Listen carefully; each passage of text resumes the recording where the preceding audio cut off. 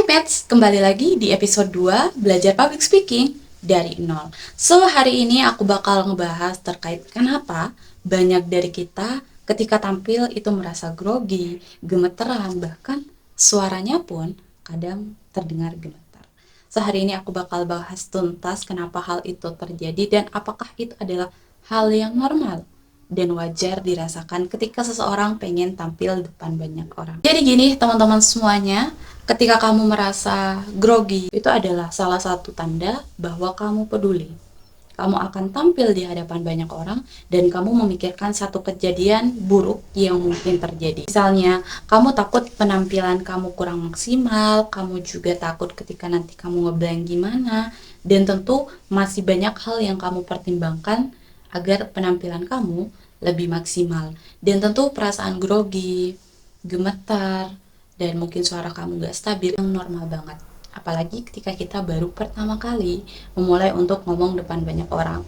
Karena kita perlu yang namanya adaptasi. Dan pasti kita akan ketemu sama banyak orang, banyak kepala, dimana setiap kepala pasti punya pendapatnya sendiri. Kita takut dinilai buruk sama orang lain, dan ya, overthinking, grogi akan datang dengan cepat.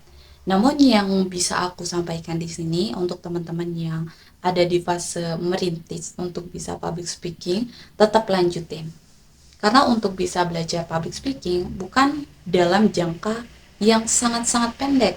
Dalam waktu 1 hari mungkin bisa lancar public speaking, dalam waktu 1 minggu gitu. Public speaking ini adalah proses yang panjang teman-teman. Semakin banyak jam terbang kamu, semakin sering kamu berlatih, semakin sering kamu tampil di hadapan banyak orang, tampil dengan audiens yang berbeda-beda dari umur 5 sampai 10 tahun, 10 sampai 15 tahun, bahkan tampil di hadapan audiens yang usianya mungkin 30 sampai 50 tahun.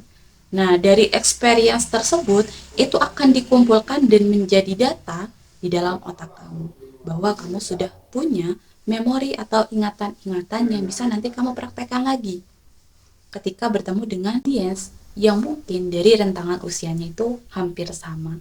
Jadi grogi itu normal banget. Dan salah satu faktor ketika kita ngebahas dari sisi psikologis, orang yang grogi itu artinya otak amigdala kita, bagian otak amigdala itu menyalurkan informasi bahwa kita sedang dalam keadaan terancam. Yes, kita merasa bahwa ketika kita tampil di hadapan banyak orang, kita merasa terancam teman-teman. Karena kita akan ketemu sama banyak orang tentu. Kita juga belum tahu bagaimana penampilan diri kita, apakah sudah dapat dipastikan bagus atau malah sebaliknya. Nah, itu yang bisa bikin kita merasa terancam, namun di sini teman-teman harus mencarikan solusi. Aku ada beberapa tips yang bisa teman-teman praktekkan untuk bisa mengurangi grogi. Oh ya, yang perlu teman-teman garis bawahi juga bahwa grogi ini nggak bisa hilang, teman-teman. Grogi tidak bisa hilang, namun bisa kita kurangi. So, untuk tips yang pertama, kamu bisa menenangkan diri kamu. Misalnya, ketika kamu lebih enjoy untuk mendengarkan musik, sebelum tampil kamu bisa mendengarkan musik, atau ketika kamu lebih tenang ketika bersenandung, bernyanyi, coba untuk bernyanyi, bersolawat, dan lain sebagainya. Itu untuk yang pertama. Yang kedua adalah kita bisa menggunakan teknik tarik pernapasan, teknik olah pernapasan. Bisa menggunakan 438, 4 detik kita tarik nafas, 3 detik kita tahan, 8 detik kita hembuskan secara perlahan dari mulut. Ulangi sampai beberapa kali, dan tentu ini dilakukan sebelum naik panggung. Jangan sampai kamu udah naik panggung, kamu mempraktekkan ini, nanti orang-orang akan bertanya-tanya teman-teman, wah lagi ngapain gitu kan. Nah, sebelum naik panggung kamu harus mempraktekkan itu, dan jangan lupa untuk senyum. Karena ketika kamu senyum, otak kamu akan merasa aman dan kamu ada di kondisi atau di situasi yang nyaman. Jadi usahakan untuk senyum. Latih senyum ya teman-teman. Bisa latih ketika kalian berbicara seperti ini, atau ketika kalian ada di depan cermin kalian mau latihan untuk senyum, latih. Karena dengan kita senyum, dunia akan terasa baik-baik aja dan kamu akan merasa bahwa oke, aku sedang dalam keadaan yang aman dan kondisi yang nyaman.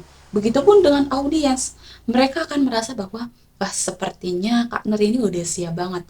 Coba kalau misalnya kita dari awal mau tampil itu, ya teman-teman semuanya, nggak ada senyum sama sekali.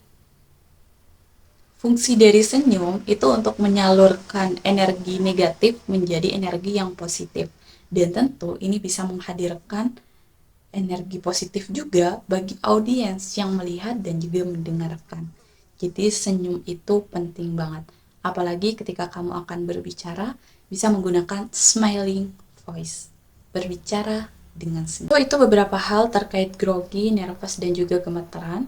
Grogi bukan berarti nggak bisa, tapi tandanya kita peduli.